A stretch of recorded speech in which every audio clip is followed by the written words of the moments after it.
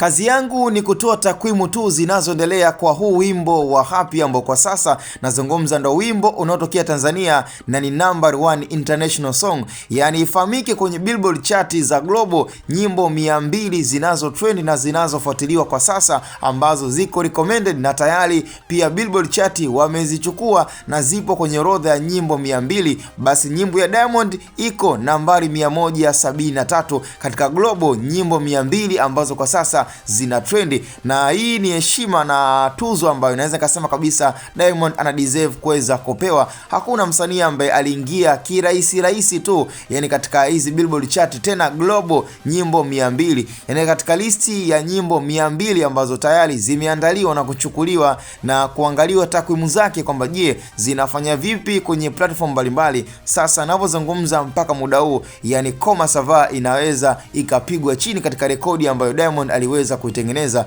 na ni wazi hichi kitu kinaonekana kwa vitendo, kwa sababu haya matusi ambayo tunaanza kuyaona ya Happy jinsi yanavyofanya kazi, basi moja kwa moja ninaamini ikitoka remix ya Happy basi labda changamoto iwe kwa msanii ambaye atafanya remix na Diamond kwenye nyimbo ya Happy. Lakini ikitokea Diamond katumia akili ya ziada akatafuta msanii ambaye atakuwa na ukubwa yani kama ule wa Jason Derulo, basi naamini kwamba hii Happy itafanya poa, na kwenye hii Billboard chart ya global kwenye 200 songs basi naamini kabisa kama ngoma ya Diamond inaweza kashika hata kwenye top 20 ama top 30, na yote yanawezekana isipokuwa tu labda msanii awe ni wa kawaida kwenye remix ya wimbo wa Happy. So shout out sana kwa Diamond na shout out sana kwa nyimbo ya Happy ambayo kwa sasa inafanya poa. Tukutane kwenye upande wa comments na more love, lakini pia na more makopa kwa Diamond na comment za kutosha kwa mwanetu Simba kama Simba. Cha msingi tukutane kwenye upande wa comment. Hapa ni Hatboy Media.